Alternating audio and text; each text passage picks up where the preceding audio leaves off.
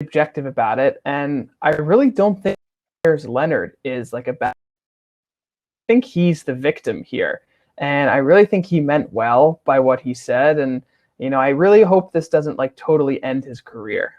Yo, you cannot say that with past Saturday. Are you kidding me? What is wrong? I don't know. I think he's getting a bad rap. Obviously kidding. And we started off on a controversial note, not like we usually do, but Money That Call is back. Yes. March 22nd, 9:30 p.m. We are back. Free agency has been crazy with a capital C. I'm all here for it. Paul? Yeah, no, free agency is really exciting. I mean, this is as a Jets fan, this is my favorite time of the year. We're 0-0. It can only go down from here. So really looking forward to talking about that. AFC East, Yoni, is looking pretty fiery. It looks like every team has had some good signings or is just ready to go like the Bills. So I'm a little scared this year as a Jets fan. I guess I always should be, but how are you feeling as a Patriots fan? I'm feeling good. I think the signings are going to really help the team offensively and defensively. I like that they're bringing back some old faces to try to have some stability and some continuity. I love the double tight end signing. It is a little daunting that in a span of like 12 hours or something, the Patriots spent like $92 million on tight ends, which is kind of a lot. But it's exciting. They still want to compete. Belichick still feels like he can have a commanding hold on the division and the conference, and it looks like that might be with Cam Newton or maybe in the draft. I think that's where we're at. At this point, we'll get to our opening statements, and I'll take the floor first. Get on my soapbox a little bit here. I was talking with some people at work, and I'm interested to hear what you think about this, Paul. Talking with some people at work, and I made the claim that of all the teams in all four major sports leagues, the Houston Texans are in the biggest mess and have the biggest shitstorm to deal with and are in the worst shape. They traded one of their best players last season. Probably the best player who ever played for that team left this season to go to the Cardinals, and their current star player is now involved in a class action lawsuit. On top of that, they don't have any draft picks. They traded them all away, and all they have to show for is David Johnson. There is no team, football, baseball, hockey, basketball, that has it worse off right now than the Houston Texans. Yeah, I couldn't agree more. On top of that, they missed an opportunity to maybe even get the value out of their best player by trading him. I mean, he wanted out 2 weeks ago, which is already a terrible situation for him. And now, what are you going to get for him until this is either A, cleared, or B, he's guilty? And then you're going to get absolutely nothing out of it. So, yeah, I couldn't agree more. They really screwed themselves over getting Larry Tunsil, trading away their third pick to the Dolphins. Go fuck yourself. That's in division. That sucks. So yeah, I couldn't agree more.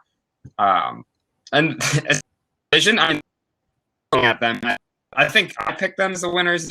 I don't remember, but last year I think I picked the Colts of the Titans. Gotcha. I don't know. Either way, I picked the Houston to win their division last year. So going all the way from maybe potentially last year, this time looking like a really solid playoff team to probably picking number one next year. In my opinion, that's pretty bad. No, sorry. What were we going to say? No, go for it. My opening thoughts, I wanted to talk a little bit about the AFC East, that involves both of us. I think the Patriots are looking mighty in their division, in the division right now. So I made a bet with Nav. He texted me on Sunday night. Nav, fan of the show, if you're watching, please chime in. I made a bet with Nav at 10 p.m. on Sunday night before free agency. He goes, Paul, bet me that the Patriots are not going to make the playoffs, $10. So I go, okay, sure, why not? They just signed Cam Newton. I was like, okay, maybe they're just going to run it back, try and tank this year, get a quarterback. I'll take that. And then the next day, all the signings just keep piling in. And I text Nav and I go, they just knew that I was rooting for the Patriots to lose again. They really needed to re-up that I'm going to lose even more. So that's spiel on the Patriots. I think the Jets made some solid moves. I still think we're, a ways away, whether that is drafting a quarterback or keeping Sam Darnold. Bills didn't need to make much moves at all. They're a solid team. They need to get another year under Josh Allen's belt. Same thing with the Dolphins. We'll see what they do at quarterback as well. With that, I think we can get into our – Oh, do you have anything to say on that? No, I was going to add to it. I think Corey Davis is a great move. We'll see what he can do. He's a former top 10 pick, a guy who is going to have the spotlight in that wide receiver room in New York. And they're starting to build around like they're going to add a big piece, and that piece to be a quarterback. Yeah, no, I agree. With that, we can get Matan in here. The Giants making a big move, getting Kenny Golladay, one of the biggest free agents wide receivers. Yeah, I think the pressure is on Daniel Jones. I would love to hear what Matan has to say about that. Adoree Jackson, also not a slapstick. I was going to say, I'm more excited about the Adoree Jackson than the Kenny Golladay signing. Honestly, like the Golladay signing, I was super excited at the time, but as I've kind of thought about it more, you know, I still really like it, but I'm always kind of weary about signing these skill positions, especially because it feels like as time's going on and as the NFL is evolving, it kind of feels like the wide receiver position, like the new rookies coming in are just always better and better. So going into the draft this year with such a stacked class again, where you have Jalen Waddle, Devonta Smith, pretty exciting. Yeah, the new receivers do keep getting better and better, and then there's N'Keal Harry. But I see your point. I think it is interesting with those wide receivers in the new class coming in, and it depends where they pick and where the Giants feel they need to fill the holes. The Giants were in the top half of the league for open salary cap coming into free agency. And I think this is a big spirited signing. Like, it's big for the New York Giants to go out. It's like, okay, a bunch of guys that got signed, but the best player available in free agency right now is Kenny Golladay. And like, fuck it, we're going to go out and get him. And I think that is what's so huge about that move for the New York Giants. 100%. I think Tomlinson also was super interesting because like he had his career year going into a contract year, and that always kind of worries me about the motivations of a player, and I know that that's not always the case. It just timing kind of works out that way, but that always just kind of worries me as well. Paul? Sorry, it's cutting out for me. You're referring to Golladay with that? Sorry, Matan. No, I was talking about Tomlinson. Am I cutting out? Laken Thompson. Hold on. Yoni, can you take over? Sure. Yeah, I think Tomlinson was a good signing as well. Again, I think it's in free agency, it's the yin and the yang. It's like, hey, let's make a solid signing. Let's fill those position needs. It's like, hey, let's make a big name splash. Maybe we don't need a receiver, but signing Kenny Golladay is not going to hurt. And so the Giants have, they've been able to balance that. They've had a lot of talented wide receivers on a roster once, and you get a guy in there who's a little bit older. He can still mentor guys like Darius Slayton, kind of leaving a hole there. Been the veteran leadership in the receiver room, especially now with Golden Tate gone, so he'll fill that role well. I think that's what's also exciting. But yeah, Tomlinson is a role they needed to fill. It was important for the Giants to do that to keep stability going forward. I think that's what was key about that move. Oh yeah, and I just want to add two things about. Like, I also think it was wildly underrated that they got Kyle Rudolph.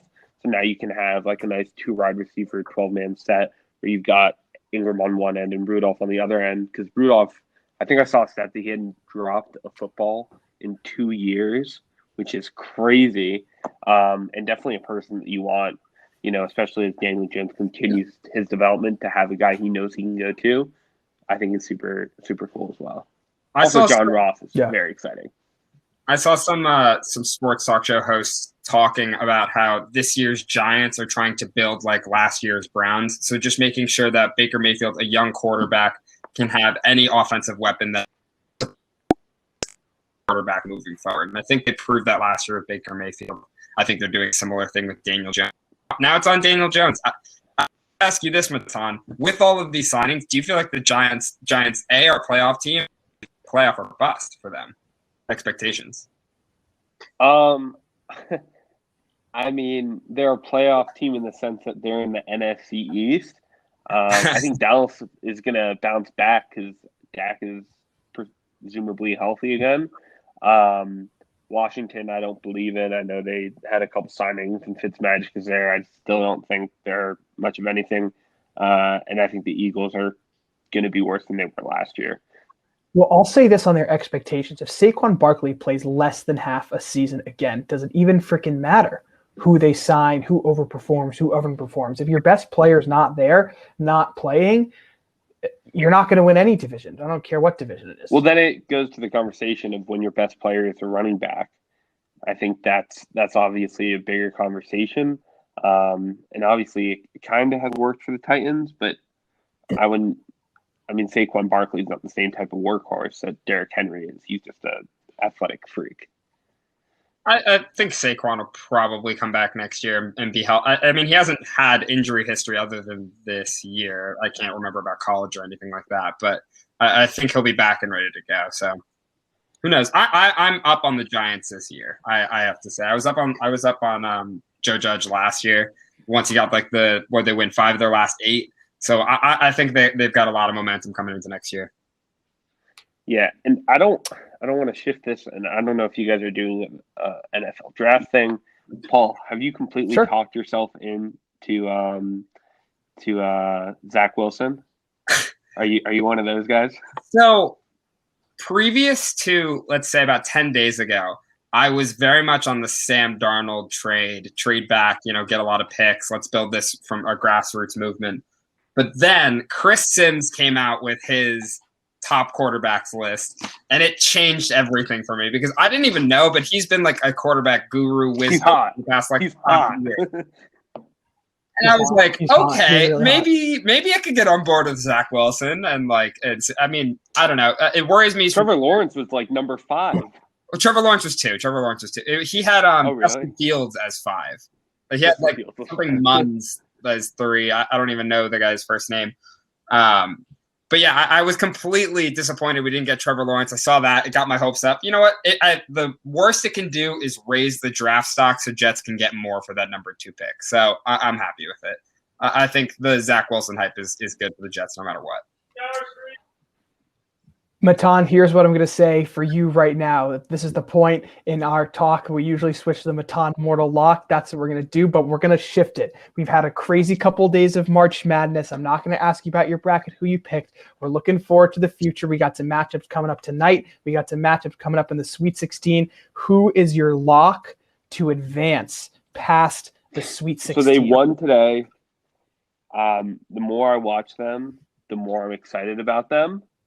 I've got so Gonzaga is the not fun pick, but as I watch them today, Oregon is fantastic. They have some super interesting players that they're really well rounded. Anybody can score. Oregon is a super interesting team to me as well. Oregon, high flying Oregon. They got that bye. A little bit of rest will do you a lot of good against the number 2 seed and Iowa Luka Garza going home. Matan, Yodi, you have something around here. Yeah, a little lower. It's like, yeah. What are we doing there? Couldn't be Matan. 2021, man. I was like, oh my God, is there like schmutz on my shirt? I would never get off you my like fan line. Schmutz. Cam, get him off my fan line, Cam. Get him off my fan. There he is. Get out of here. I've used headphones like this before. We are not elitist AirPod users. We use the wires and everything. Yeah, I'm in a bed and breakfast. Like I have to wear headphones regardless. And this is just like what I had. My Bluetooth wireless headphones actually broke, so that's another thing. Let's keep the ball rolling. We got fans coming in. Adam coming up next on the fan line. Probably going to talk Pats. A great number 2 hitter from the fan line on this show consistently. We're happy to have him back and see him after such a long time. Yes, gentlemen, have me. Love that here. I was pretty aggressive on the refresh to try to be the first call, and Matan must have just timed it up perfectly. So I'm really bumming out on that. But second.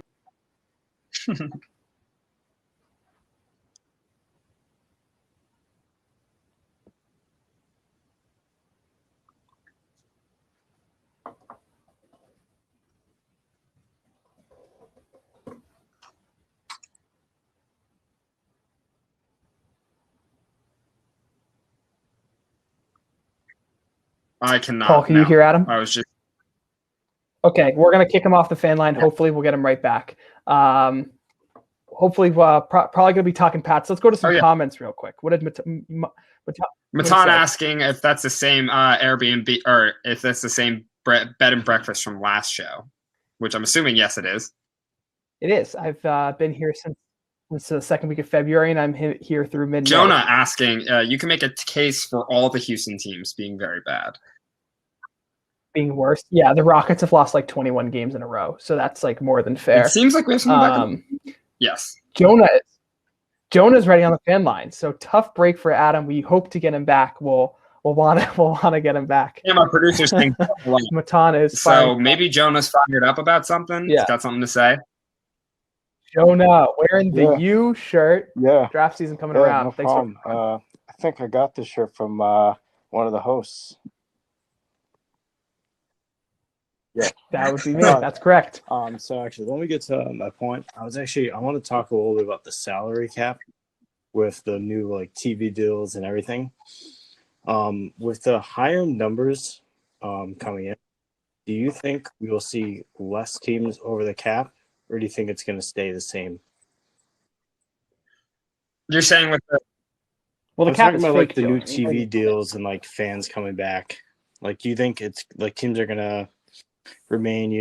Like, you think we'll see more teams struggling getting under the cap, or do you think it's gonna be like every team's gonna have like very similar numbers in terms of what they can spend?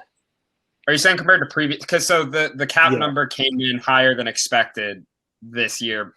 Even though COVID was a thing because they supplemented the.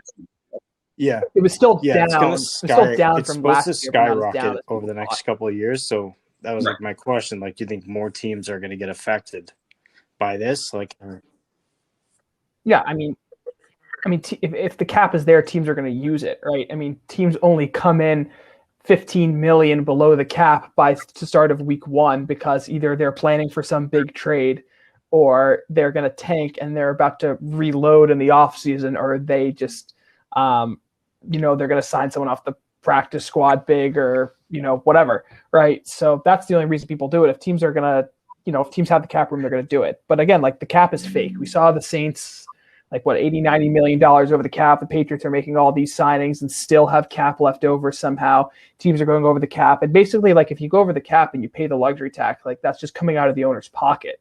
And so these owners who are multi-billionaires, if they're going to go over the cap and it means they just have to pay a little extra to maybe push their team to the playoffs or even a championship, they're going to do it. So that line is being blurred, and maybe the penalties have to be more severe, and it's less about money and more about draft picks now. It's interesting. So yeah, teams are going to keep pushing the limit. Teams are already millions and tens of millions of dollars over the cap. So as the cap grows, the ebbs and flows of who's tanking and who's in and, who's trying to sign big names, obviously that will change about who it is. Could be, where they are high or low above the cap. I think the biggest difference you'll see in the next coming years is the importance of the contracts that exist right now. So, for example, everyone was so excited about the Deshaun Watson possibility because, okay, he's making 25-30 million over the next 5 years. But in 2 years, when the cap explodes because of all these new TV contracts, 30 million is going to look like nothing for a quarterback, especially with Deshaun Watson's caliber, if he's playing without the sexual assault, whatever that happens. So I think that'll be the biggest impact is the importance of the deals that are made currently. Here on the show, we're not afraid to say it. We're strongly against sexual. No, we're not. So, okay. Yeah, I think that's going to be the biggest. Big thumbs down. Yeah. And then sort of relating to the salary cap, now in regards to the Patriots. So my question is, do you think the reason they spent all this money had to do with Tom Brady, or do you think it had to do more with the fact that they had more salary cap than most of the teams? I think it has to do with so last year with the COVID, they had like 2 or 3 stars, I believe, on the defense. You would know better than me, sit out. And I think they were using last year as like, all right, let's reload. Let's take our salary cap hits from this year. Let's move them to our salary cap from this year. Let's move it to next year. And let's try and do something with Cam Newton in a second-year system. So I think – Tom Brady doing really well definitely has an impact on their thought process, but I think they were planning for this all along. They knew Brady was going to do well in Tampa. Yanni? Yeah, I mean, draft-wise, the early picks were heavy defense with Kyle Duggar and Anthony Jennings. But I don't know if Bill Belichick really sees it that way. And he's human, and he wants to succeed despite Brady a little bit, no matter what he says or what you'll read in the media. But I really think he's focused on what's going to give the Patriots the best chance. And they did have more opt-outs than anyone else in the league, but it wasn't anyone like instrumental. Marcus Cannon, Pat Chung, those guys are solid role players. Dante Hightower, I guess I would call him instrumental to the Patriots. but I don't think it's because of the success of Brady. I think this is the first time Bill Belichick's really been in this position, and he's going to use it, and he's going to use that 15th overall draft pick as well. All right, and then my last thing, it's actually for both of you. Yeah. Who do you see as the starting quarterbacks for the Patriots and the Jets week 1? Well, I feel like Patriots is answered at this point. I think it's going to be Cam Newton. I mean, even if they draft a quarterback, I think they brought Cam in to start for a little. I mean, I was just looking at Cam's contract. His contract is like designed as if it's like a backup money. So that's why I was asking to see if maybe you think there's going to be like they trade up for like a Justin Fields or somebody who they see is ready to go week 1. There's no rush. There's really no rush. I mean, I feel like there are worse placeholders you can have than Cam Newton. So I don't care who they draft at quarterback. And, I think a better question, I don't know, would be who's going to finish the season. But Cam Newton will start the season at quarterback for the Patriots. And I think you could say the same for the New York Jets. I think week 1, it'll be Sam Darnold who's going to end the season. I mean, that's a more controversial I disagree. question. I don't think Sam Darnold is going to stay the season, just because I think if we're drafting someone, we're shipping Sam out. I think Sam is going to be like a Josh Rosen. That day of draft, we're going to be shipping him out if we don't get a good offer for that number 2 pick. I personally, I think. Well, I'll just interject. I think, in my opinion, I think the Jets. I think they're going to start Darnold because I think they want to see if Robert Saleh can change things. Maybe it's a coaching thing, and maybe Gase was really the reason why he struggled a lot. So I think they're going to at least give him a try, and maybe by the trade deadline, if let's say they have a backup who they think could start, I could see them trading Darnold midway through the season. Yeah, I don't know. At this point, we haven't found a good backup. Like we have Joe Flacco, who is a free agent this year, who hasn't signed anywhere. I feel like they would have brought him back. Yeah, I was talking more like Zach Wilson. What?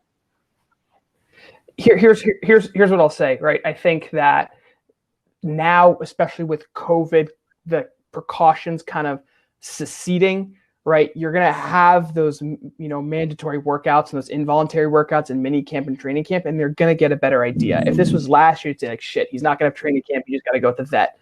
But they're going to have all those workouts, and they're going to have all that training camp. And the Jets, like every other team that's going to draft a quarterback, they're going to get a good sense in training camp. Is this guy ready? What can he do? What he can't do? It's a great question, Jonah. We appreciate you coming on the fan line. Thanks so much. But we don't just have to talk Patriots. We don't have to talk Patriots and Jets. We'll talk everybody. We'll talk 49ers.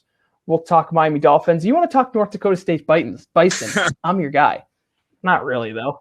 I could talk Trey Lance, and that's pretty much it. Adam is coming back on the fan line. Hopefully, he is here to stay. We're here to hear his natural light bold take.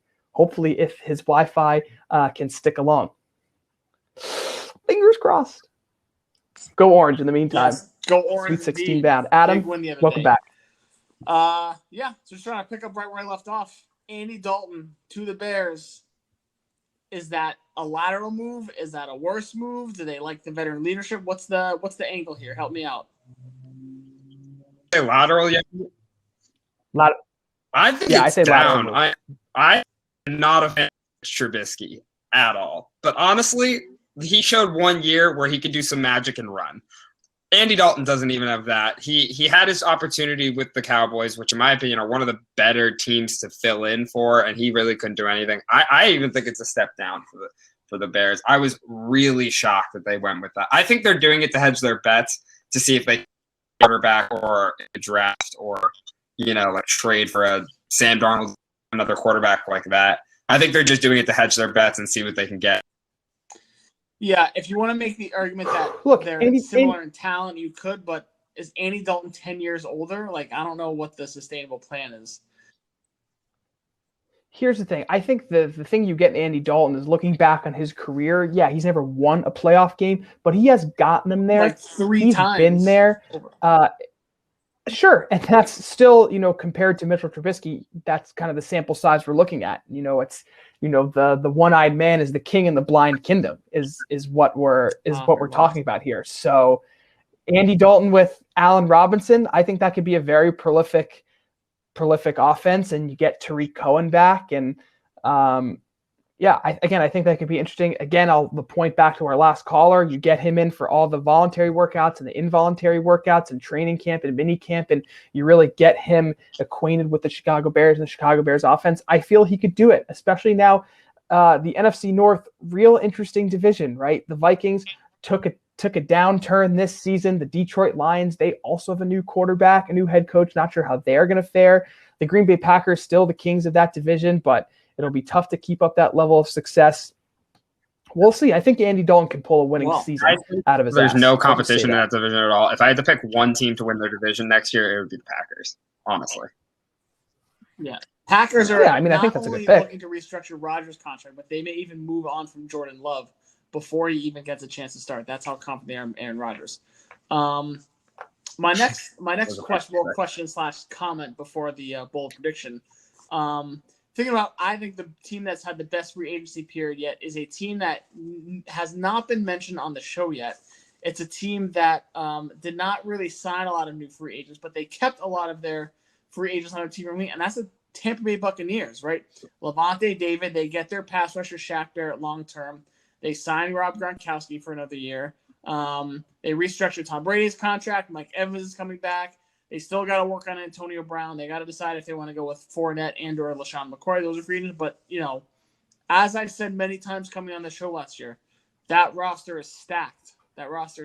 And they're bringing back their best players. And unless Tom Brady finally falls off that cliff that Max Kellerman predicted he would fall off of 7 years ago, it's looking like another promising season for the Tampa Bay Buccaneers. Is there a team that you think have done better in free agency so far? I don't know. I mean, the Patriots have made a lot of big moves, but I don't know if they're as quality as Tampa Bay Buccaneers. And you have to remember, before all this happened, it was minor news in the grand scheme of things, but it was there. Tom Brady restructures his contract, less of a cap hit, turns on the signing bonus. It's like there's this meme that NFL Memes posted like 3 weeks ago. Obviously, comedic page, but it was a very poignant meme. It was like, NFL quarterback wants and gets $40 million contract. Tom Brady takes $15 million contract. Tom Brady wins 7 Super Bowl. All other NFL quarterbacks, oh my God, he's NFL the greatest. Memes. How does he do it? That's how he does it. Yeah, and everyone knows. It's been a key to familiar with their work. His run with the Patriots. Like, we're just very fortunate that he's married to someone who makes 3 times as much money as he does, and he never really needed those big contracts. And that was a big piece of it, and that's still a big piece of it. All right, enough of the banter. Yeah. Oh, I'm sorry, Paul. Go ahead. No, I was just going to say, even with all of these acquisitions, I find it very interesting. If you look at any power rankings throughout any beat writer in the NFL, all of them have Tampa Bay still second. They have them still behind the Kansas City Chiefs, no matter which power ranking you look at. People don't believe that this team is going back and winning the Super Bowl again, even though they're just reloading the same team that won last year. I find it astonishing. But I almost fall in that boat. I don't know if you have any thoughts on that. Either of you have any thoughts on that? The Chiefs are. I think they signed 2 good guards, Joe Thuney and Kyle Long, but they lost both their tackles. That those are kind of important, as we saw in the Super Bowl. So just some really interesting shifting around, and I don't think they really got a whole lot better. But I think they'll still be very good, and I think Tampa will still be very good. And but that's what we say at every offseason when. We're still looking at the 2 best teams. Sure. Yeah. All right. Enough of the dilly-dallying. It's time for the Natural Light Bold Prediction. It's sponsored this time. Switching up a little bit tonight. Just kidding. By Natural Light. It's Nectar of the Gods. And it's Nectar of the Gods for over 3,000 years. Quarantine is almost over, but that's still a reason. Still no reason that you don't need to trap yourself in the house this weekend with a nice 12-pack of ice cold Natural Light. You go right on down to that beer store. You go right towards the back where the refrigerated beverages are. You look all the way to the left for those cheapest beers. It's not Natty Daddy. It's not Natty Ice. It's Natural Light.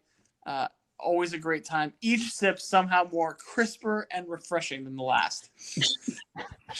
Arguably the best free agent available right now is Richard Sherman.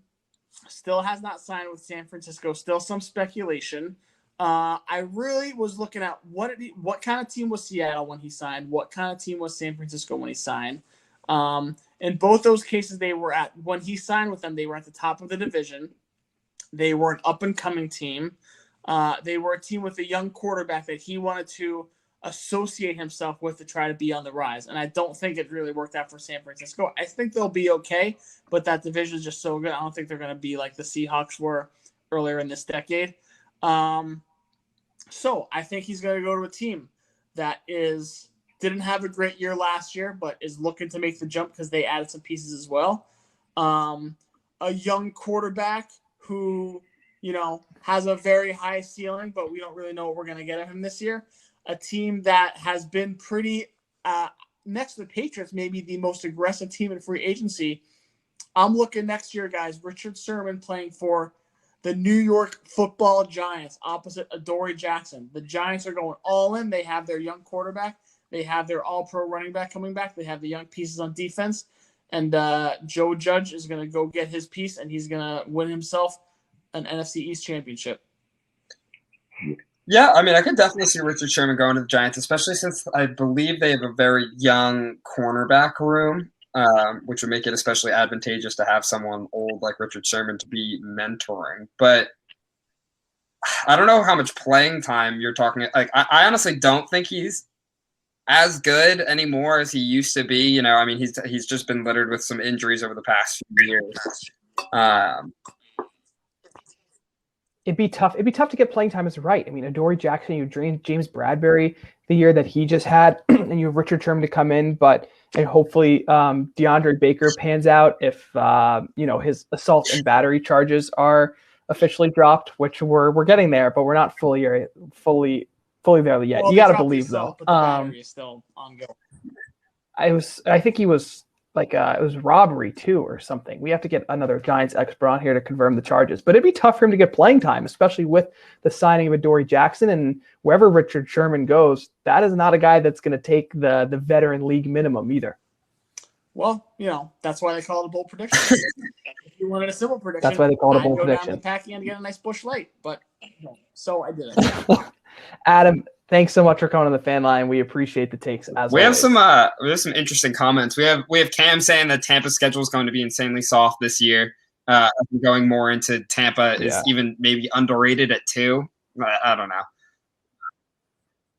Yeah, well, the Saints are now not going to be good. Who was their toughest competition in the division? I mean, we don't know how the Saints are going to be. The Panthers weren't good. The Falcons weren't good. So, yeah, I mean, big. And we had another really interesting comment from Jonah asking us, who do you think had the worst offseason, in your guys' opinion? The Bengals needed to do more for their offensive line to protect Joe Burrow, and they didn't. A lot of people were saying Joe Tooney to Cincinnati. He's an Ohio guy. They had the money. They wanted to get offensive linemen. Jonah Williams hasn't been everything he's panned out to be. People think they're going to pick Penei Sewell in the draft, and they probably will. But I think they could have done more in the offseason to build the offensive line around Joe Burrow, and they did not do that. And they lost A.J. Green, which is also not ideal. Right. Yeah. And John Ross. I could maybe make an argument for the Washington football team. I know everyone loves the Ryan Fitzmagic signing, but you still don't have a good quarterback. I mean, no matter what, at the end of the day, they need someone in there. I would either go them or maybe the Bears, with Andy Dalton. I hate that. Well, so one is the Washington football team. Yeah. We had a comment from Dan. Notice how Adam said the Giants would win the NFC East. Nothing beyond that. It's still anybody's division, no, but the Giants are definitely more aggressive in free agency than Washington. They won the division. They feel like, okay, do we have to change much to win this division again? Philadelphia, obviously, they made the first move in free agency. They were kind of the domino to start the whole thing, trading Carson Wentz away. They're going with Jalen Hurts. What do you think about that? Yeah, Jalen Hurts showed a lot of promise. Honestly, I would have done the same thing if I was them, but I also needs to pay the price and suck for a few years before they get better. I think Carson Wentz will do well in Indianapolis. More of a robust offensive line and maybe wide receivers. That was a big issue with him is, not having a wide receiver core. And I think he'll thrive in Indianapolis. I know Colin Cowherd is really big on the Colts this year. I don't know how much better Carson Wentz is than Philip Rivers, though, in my opinion. Maybe marginally better. Yeah, look, never underestimate a fresh start. There's a mental reset button that Carson Wentz will be able to hit with this new team. And not to mention the Colts have a good offensive line. They lost Costanzo to retirement, and they're going to have to find a way to re-sign Quentin Nelson next year. But they have a good offensive line, and Jonathan Taylor, Marlon Mack is quite a tandem in the backfield. That's going to help a lot. I mean, Carson Wentz, most of the time behind him, it was not Right. Miles Sanders. And it was supposed to be Miles Sanders, a lot of like Boston Scott and guys like that. And you can't establish the run. It's really going to be tough to be successful. And that's why he was having trouble in the second half of the season. So a solid to above average offensive line, strong running back tandem. They drafted Michael Pittman early in the draft last year, so he's going to continue to progress. I think the T.Y. Hilton releasing was a good move by them. You could see him declining. He was missing games because of injury. He's getting up there in years. He still wants to play. He's going to take a very small contract with someone at the last minute, but I would not be surprised after the Carson Wentz trade to see the Indianapolis Colts go off. Another big quarterback trade that happened earlier in the offseason, the Matt Stafford to the Rams and Jared Goff to the Lions. Right. Do you think that makes the Rams a Super Bowl contender? I think that it was the original conversation was, why are they doing this if they don't think they're going there? Yeah, in the words of one of our great super fans, Nav, Sean McVay has gone full NBA GM mode.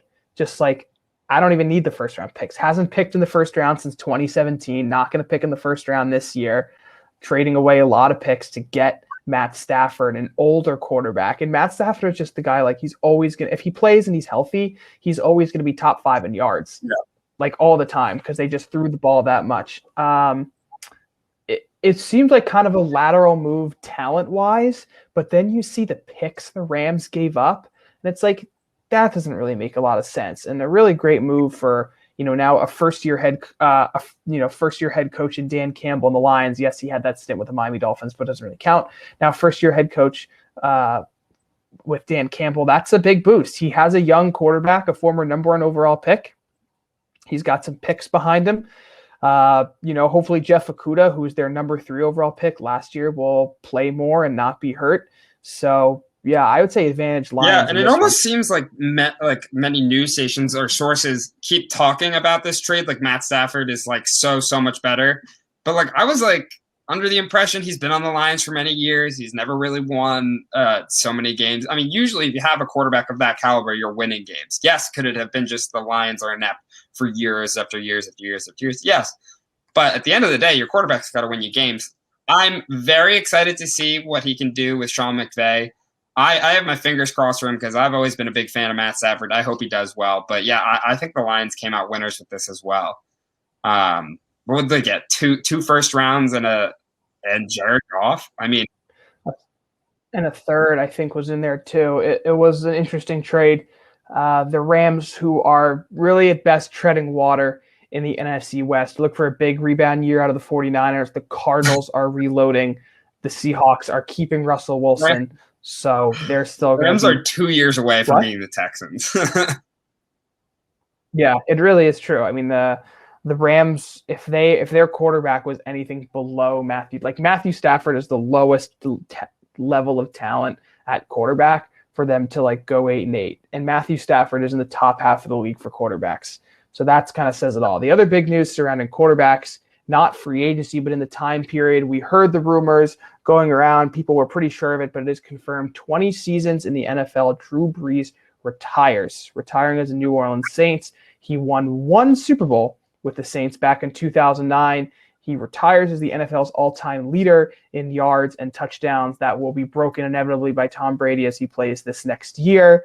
Probably the right move by Drew Brees. I think, in my opinion, I think he saw what Tom Brady did, and he's like, I really want to retire the most touchdowns and the most yards, but it's very clear this guy is going to play longer than me, and it's very clear this guy's not going to give up this division for a very long time, and I'm going to be playing catch-up, and I really don't want to do it, so I'm out. And I agree. I'm sad to see him go. Drew Brees, one of my favorite players of all time, notably has always been my favorite player, and Saints have been my second favorite team for forever. I think Daniel is here. I'd love to have him come on the fan line. and talk about Yeah, this. most I've been definitely. saying the Saints aren't going to be much good this year, which is disappointing. Jets notably have picked up like 3 Saints players in free agency. Yeah, sad to see him go, but I agree. I think it really had to do with Tom Brady restructuring his contract to play a few more years. I think he's like, I want my legacy, but you know what? My legacy is already written. I'm not getting 7 Super Bowls. I have my one. Peace out, world. Yeah. It's the Saints re-signed Jameis Winston, which was really good to do. It's like, okay, what's the short-term damage control move here if you're the New Orleans Saints? And that's to sign Jameis Winston. And they could have been a little riskier and saw what Ryan Fitzpatrick was up to, or try to trade up. And they're like, no, like, we know Jameis Winston, we have him. We're not going to overthink this. We're just going to re-sign him to a 1-year deal and work. What do you think of Hill's $140 million contract? I mean, he's a unique player. He's one of a kind. He definitely adds a lot. I don't think he's worth $140 million. It is crazy. The way the contract is structured, he's not getting $140 million. They just did it somehow to manipulate the cap so they could take away like $10 million cap from this year and keep him. I don't know how that works. Yeah, I mean, I don't know how it works either, and I choose to just kind of accept it for what it is. But I think the real interesting behind it is that you remember in that playoff game, they started Taysom Hill over Jameis Winston, or not in the playoffs, but in the that it wasn't the regular season game. That was when it was regular season. With like a million rib injuries. Right. I thought, that wasn't the playoff game against the Bears, but yeah, and they chose to start Taysom Hill.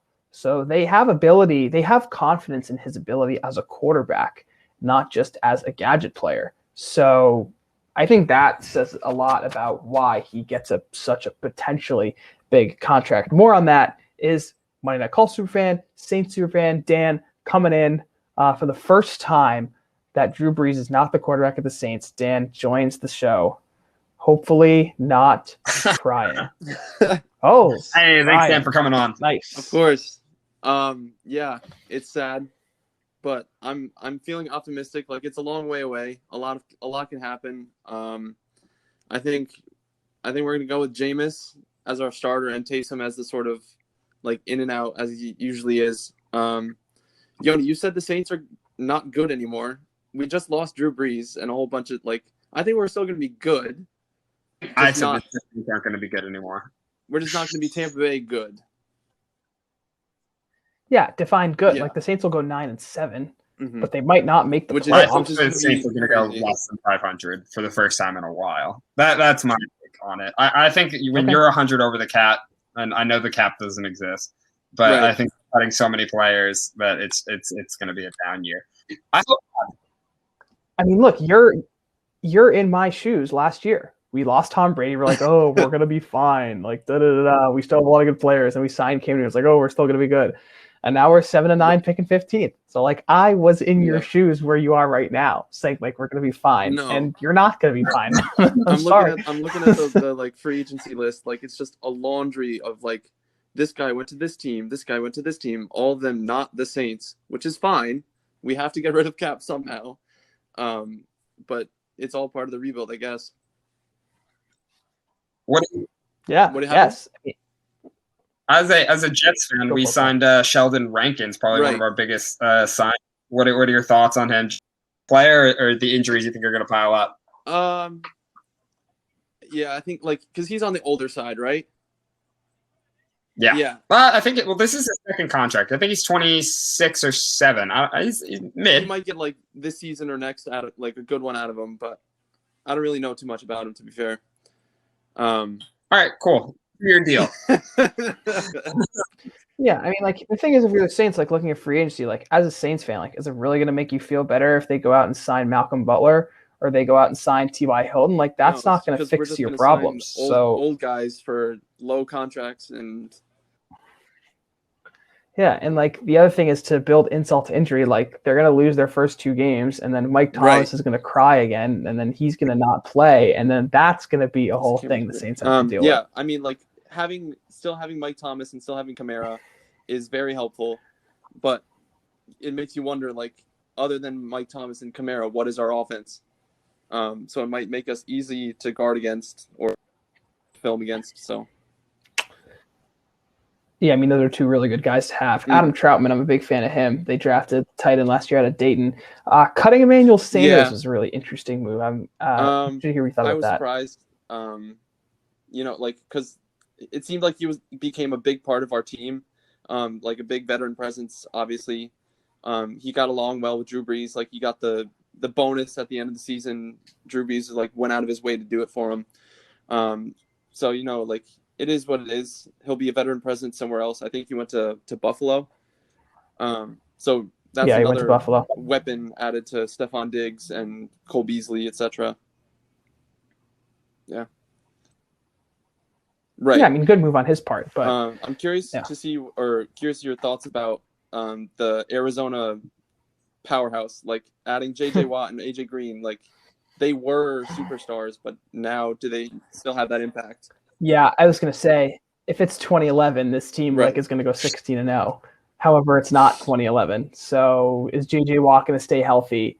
Can A.J. Green stay healthy? Can Kyler Murray be consistent? Can Cliff Kingsbury get them to the promised land? These are all big, big questions no one at this point knows the answer to. And like push comes to shove at this point in time, yeah, like I'd still pick the Seahawks over them, and even the rebound 49ers with a high draft pick still fight a good fight against the Cardinals. So they add a lot of offensive weapons, like exciting skill players, and I guess J.J. Watt, but overall as a team, I found the moves interesting. I feel like you usually want to bring in those veteran guys, kind of like what we said with Richard Sherman. Like when you have a very young base, you want to mentor them. But AJ Green coming in is not going to mentor DeAndre Hopkins. Like that dude's got it. Like they're good, and they also already had a top 4 rushing defense in the league. You're bringing in J.J. Watt, like you're already good there. So I didn't really understand those moves at all. I think it's just for the names, and they're kind of just like doubling down on what they're already good at, Mm-hmm. I mean, Arizona has don't they, like they have Christian Kirk, I know, and Andy Isabella, right? So they're some young guys for DeAndre and AJ to take on, but yeah, that's fair. But even still, it's like okay, you're mentoring your 3rd and 4th wide receivers who not see the field. Yeah, I don't know. I don't get it. Yeah, I mean, it's not always about mentoring, and it's also just kind of an offensive thing. Those guys will help Kyler Murray out as well. And the running back situation, it's interesting. They let go of Kenyon Drake. Kind of, what do they feel about Chase Edmonds? Patriot League alum Chase Edmonds, Fordham alum, played in the same league as Lafayette College. So, what does that say about their confidence in Chase Edmonds now letting Kenyon Drake go? They're getting veterans in some positions, and they're getting younger at other positions, and it's exciting what they're doing on offense. They let go of one of their former first-round picks, Hassan Reddick, who was kind of underperforming for them.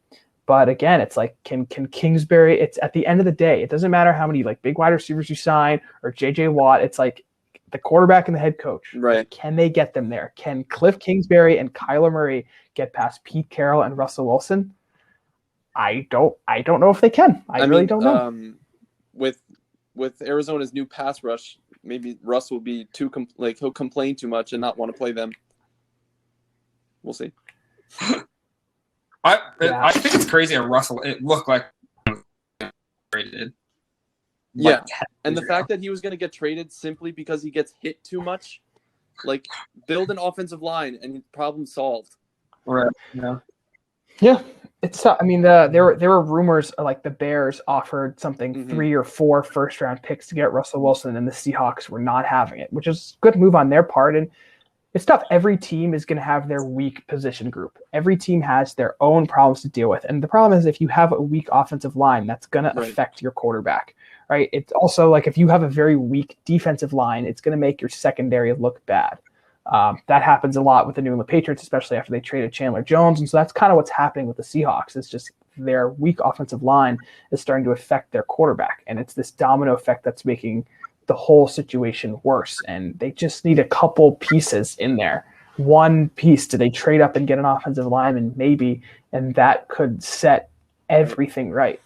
And speaking of like the Bears almost giving the house for Russ, what do you think of Juju re-signing with the Steelers despite getting more money from the Ravens? Yeah, I mean, I think it's probably a smart move with Juju. I mean, you look at other free agents, notably Le'Veon Bell, who have left the Steelers system and just haven't succeeded as well. I think he recognizes that and says, like, you know what? Also, my social media is going to do well here. I can continue to do that. Like, I think it was a good move for him and his career. Yeah. Yeah, he wants to say he likes Ben Roethlisberger. He likes making TikToks with Chase Claypool. At the end of the day, all the fans are like, "Oh, what are you trying to do? Like, you're trying to win a Super Bowl or something? Or you're trying to?" It's like, no, like this guy's making a lot of money. He has fun playing football. He has fun playing football in Pittsburgh. Like, shit, let the man live his life. Like, good for him. Like, that's kind of how I see it. Like, he's living his best life. He likes playing in Pittsburgh, and for some of these guys, it's just to make a decent living and to do what they love and play football. And for that, it's Juju Smith-Schuster, and if he wins a ring in the process, then great. And if he doesn't, whatever. That's kind of about it. Great question as always. Good luck to your Saints. Shit, man. Thanks, We'll appreciate you coming on. Go Qs, go Qs.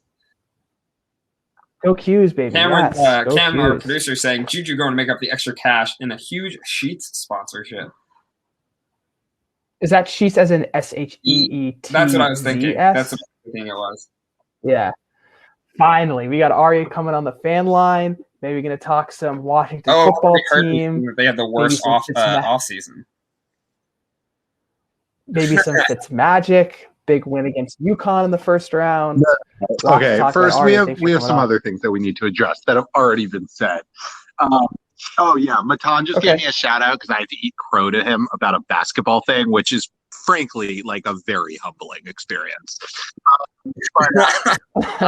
Here's the thing. First off, like I get the point, and like Yoni, I'm all there for like, yeah, Juju's there for like not necessarily only football reasons, but can we not frame like the Pittsburgh Steelers as if it's this organization that has like no opportunities to win games over the next 10 years of a 25-year-old's career? I just don't want to hear it. No. You're right. It's in a vacuum as opposed to like if it's the Steelers now or the Ravens. Bet on now. the Ravens and Steelers over the next 10 years, which is really what Juju has left. It's really hard to bet against the Steelers. It's not that the Ravens are a bad organization. They're great, but like, I don't know. I don't know if I'm going to be there. That's number one. Number two, can we talk about how fun it is that like AJ Green is going to this team where he's supposed to be the elder statesman who can like in theory impart wisdom, but the guy younger than him is like an absolute god of a receiver who, and like there's also a guy older than him with a better career. Like that's nonsense. What even is this role? Right. Yeah. I forgot about Larry Fitzgerald. That's crazy. Right? That's crazy. Right? Like AJ Green is going there to be the younger statesman. He's got to go learn from Larry Fitzgerald about like I don't know what it means to run down the field for 50 yards and block people when the play is almost over.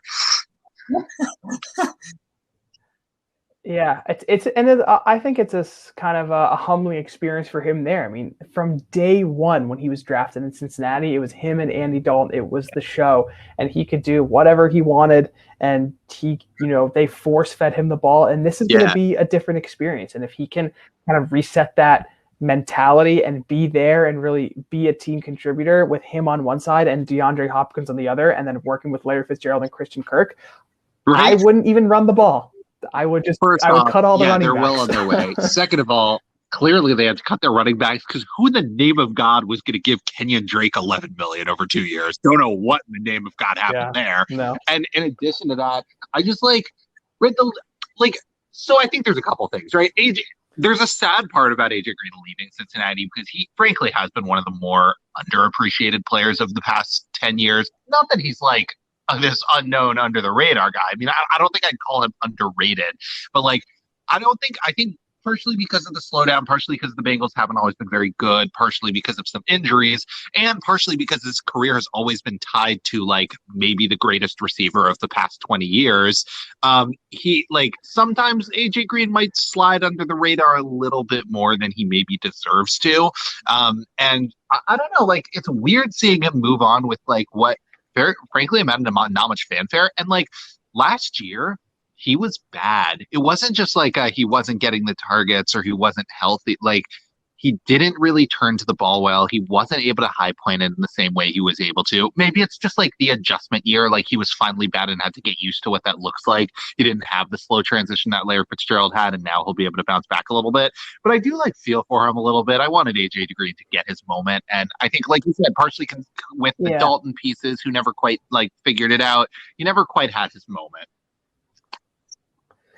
Two things. One, he did come off of season-ending like foot surgery the year before. So he's getting off of that, and he is. I don't know how many guys are in this club, but I think he's only like one of 4 or one of 5 guys. The first 5 seasons of his NFL career, he had 1,000 yards receiving, and there are not a lot of other people to do that. He was a high pick coming out of Georgia, especially in an era where we've seen really high wide receiver draft picks be terrible. He was a high wide receiver draft pick and panned out really well. So I think that's part of it for him. I think. Again, it's really up to Kyler Murray. He's just kind of a scrambler, find some room and throw it away kind of guy. And AJ Green might find that really frustrating. Yeah, I don't know. Paul, you're a big Kyler Murray guy. Yeah, I don't know how the fit's going to work. I mean, is it cool to have him? Yeah, totally. But I don't really think it's going to work. I think DeAndre Hopkins has his own little has the number 1 wide receiver fit. I feel like that's where AJ Green needs to be in the offense with, big lanky dude go up and catch the deep ball. But hey, if Cliff Kingsbury has a plan for it, hell, why not? Here's my call, because I agree with you, Paul. Like, that's how I would see AJ Green being in all these contexts. Here's my like hot take of what AJ Green looks like. Think of him as like Jimmy Graham, right? You're like big slot who like functions almost more of a tight end who like uses his size and ability to play matchups, and like they run him all over the middle of the field. It would be totally foreign to him. There's no reason to think he can do it well, but like he has like a really unique body and one of the largest catch radiuses that like ever exists. And I just like, I don't know, maybe there's some creative like, hey, I'm a little bit slower, but I can operate in the middle of the field. Like you said, that's kind of been Larry Fitzgerald's job. Is there a reason to take it away and give it to someone who's never done it before just because he's like a tall boy? I don't know. Maybe that's ridiculous. But like, I don't know. If I'm not sold on Cliff Kingsbury as a lot of other people tend to be, but I am sold on the fact that he's going to be willing to try some shit. And especially now that no more do we have to run the ball 2 yards by Kenyon Drake into the middle of the line every play. I think there's some exciting opportunities. Oh my goodness. That's the 3 things that were always true and you could count on in life were death, taxes, and a Kenyon Drake 2-yard run on first down. We'll shift gears a little bit. Going into training camp, Arya, your Washington football team, there's going to be a quarterback competition between the newly signed Taylor Heineke and the even newer signed Ryan Fitzpatrick. So every game is a revenge game because he's played for every dang team in the league. Before we get to that, I kind of want to shift gears off the gear shift, if you will. Before we get to that, I first want to get your take. Alex Smith getting released, and he had some not positive words to say about his releasing. You're right. And I, like, what are you going to do? Like, look, here's the thing, right? If they had gotten rid of Alex Smith because they had this like long-term plan at quarterback, I would have been like, all right, Alex, like the business is cruel. I'm like, please know that you should never have loyalty to any team. Loyalty is dumb and stupid for players. Don't do it. But also, this is the situation and the way it is. I do feel for Alex Smith being like, oh, yeah, you didn't see me in your long-term plans because you needed to make sure you got Ryan Fitzpatrick reps. Like, I see him sitting there and be like, all right, like, I guess you, like, and look, Alex Smith was bad last year. It was one of the big secrets because we went like 6-1 by playing nobody. Under him, like he's not a good quarterback. Like he's a good guy by all accounts. He obviously has gone through so much. I want him to continue to get opportunities. I would have been perfectly fine if Washington re-signed him and just like if considering that this is their alternative plan, I would have been totally fine running with him, letting us tank for a season, even for while pretending that we're going for it, and then everyone would get to see the fact that Alex Smith can't really throw the ball anymore. Right? Like at some point. Like Alex Smith's just not very good, and he's both right and also I just don't know what to tell him. And like that's just a crappy situation for a guy who's like gotten a crappy deal over and over and over again. And like have few players have more like made the most of their situation quite like Alex Smith. So I just like think there's so many different pieces there. But at the end of the day, I hear and his frustrations are valid, and yet like, you know, here we are. Yeah, I agree with you. I mean, there's nothing they could really do. Alex Smith is not that good. But Ryan Fitzpatrick is not that much better. Yeah, No. 6 amazing games with Ryan Fitzpatrick, Right. but you're going to lose 6 awful games with Ryan Fitzpatrick. So I think overall, I think it's a bad move. I think the Washington football team should have been trying to package, move up and down, get a quarterback. But still there. But yeah, I was very disappointed with the Washington football team's move at quarterback.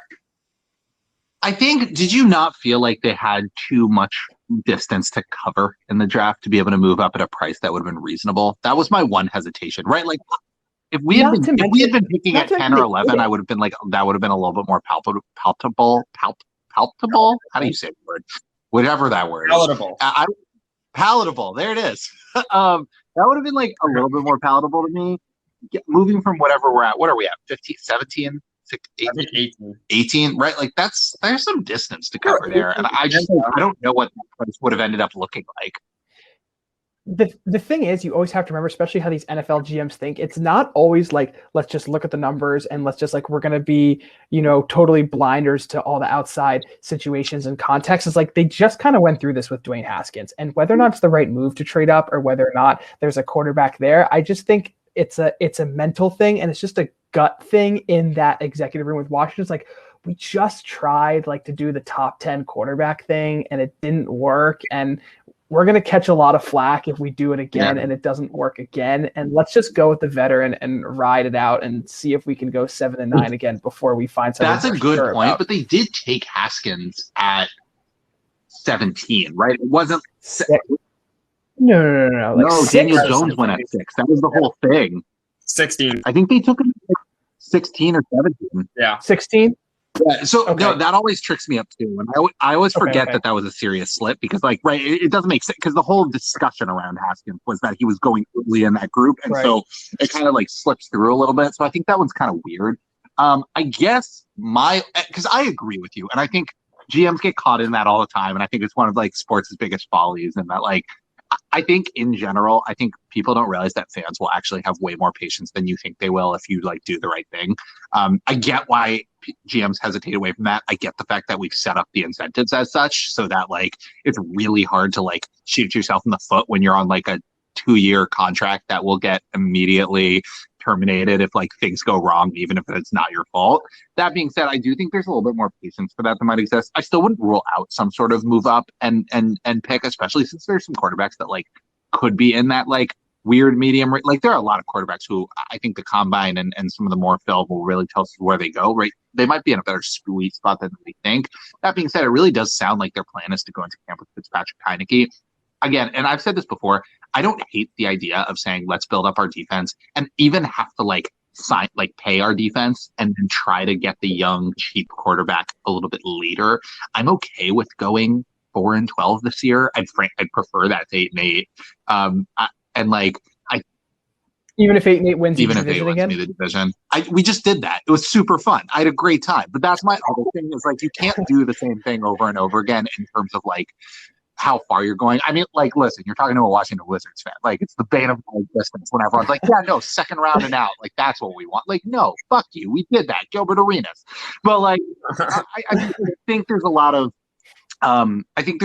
hesitancy there, and I'd be okay with that and like, lock in some of those long-term pieces on D. I actually really like some of the other moves the Washington football team has made during the offseason, which is like why some of this is weirding me out a little bit. I'm a little concerned about Curtis Samuel. It's not like Curtis Samuel is setting the world on fire with Ron Rivera, so everyone getting super excited about them being back together is kind of weird to me. But like, right, he's a player who I like. Frankly, I actually think he's one of those weird cases where he's been in the league for 5 years and we still don't know a lot about him. There are all these statistics about Curtis Samuel that come out every single year in the fantasy world where they're like, yeah, the dude is open on like 80% of his routes, and like the Panthers just have not had a quarterback who can throw the ball near him for years. And there might be truth in that. Like Curtis Samuel might be better than people think. And the number wasn't exactly so cheap. So it's not like, oh, they picked up this bargain, but like, whatever. I'm willing to wait and see on that. I really liked getting Will Jackson III. The price is a little steep. That being said, our secondary is a mess and a half. And as I've been saying for a while, like people have this idea that the Washington football team is this like young defense that's good all over the place. No, they have a great line and a solid front seven. And the secondary is like a trash heap and a half. I like the idea of going after Yeah. him. I've been frustrated with some of our choices over the years to get rid of cornerbacks and safeties who've had some impact. And I hope we continue to start building that so we can actually have one of these complete defenses, especially for guys who are, not too old and going to be able to contribute over the next couple of years. So we'll see. I'll say this: Terry McLaurin definitely was lobbying big for Curtis Samuel. Good secondary draft too. Deep secondary draft, arguably deeper than the skill positions. So around that 16, 17, 18, you'll see like J.C. Horn from South Carolina, who's a really good cornerback prospect. You might see him going to Washington football team. That's kind of where I could see them going in the first round. If they pick another defensive lineman, like, I guess more power to you, but I think that'd be really funny. Yeah, it's like for those years when the Sixers kept drafting centers, and it's just like, how many can we load up on? And I feel like that would be great. Like, what if we just stack Chase Young? And it turns out eventually it just turns into like the games of Madden where you just do an all-out blitz on every play, and it's like, we're gonna get you before you can throw. Yeah. I think a lot of fun there. I will say this. I'm excited to watch Ryan Fitzpatrick. I'm excited to see the shenanigans. And I will say one little fun fact. So if I recall correctly, and now I'm talking purely on memory, so someone tell me if I'm being dumb, but in 2005-ish, Ryan Fitzpatrick was a rookie, and one of his first ever games was against the Washington football team. And I remember watching that game, and, that was like the beginning of when every time Ryan Fitzpatrick was mentioned, everyone had to like masturbate about the fact that he went to Harvard and like his Wonderlic store. And it was like a really good time, right? Like that was back when like it was actually news and not a meme. And everyone would talk about it. And I remember him coming into the game and like being this like weird quarterback who like kind of did okay because Warner got knocked out of the game. And I think he went like he was like doing pretty well. And then I could be wrong, but I think at the end of the game there was a strip sack by LeVar Arrington that like ended the game. And I was like, screw you, Ryan Fitzpatrick. And I think for me there's just some sort of like, we get like our turn on the Ryan ride and like do the Fitzmagic stuff, and like B, like if nothing else, it'll make the games entertaining a little bit this year. And he's going to be, I think there's like a level of arrogance that some quarterbacks have in their play, not in their personality, but in their play that I think Ryan Fitzpatrick has, like that. Like, I am willing to take a shot right now and like see what happens when I throw this ball. And I think it's gonna be fun for Terry, and I think it's gonna be fun for Samuel, and I think it's gonna be fun for like a bunch of them to kind of like let go and like play fast. Yeah, definitely plays with a nothing to lose. Ryan Fitzpatrick, Washington football team is going to be very interesting this year. Thank you, RA, for coming on. I'm going to move into our final thoughts section. Thank you, RA, for your Washington football take. Oh, is he off? He's off. Final thoughts, Yoni. We got Q's in the Sweet 16. What are your thoughts on that? Yeah, I feel good about Houston. It's just another one of those teams that be like, okay, like we just have to like, we just break through this 2-3 zone, and like Buddy Boeheim's not going to shoot as well, but like both those things aren't true. It's when Syracuse runs into ACC teams in the tournament where it's like crap. But it's just funny because you just think about like NC State and Virginia and UNC and Duke watching the tournament from home, just like, it's so easy to break this zone. We do it twice a year and we put up 85 on these guys. Why can't you break it?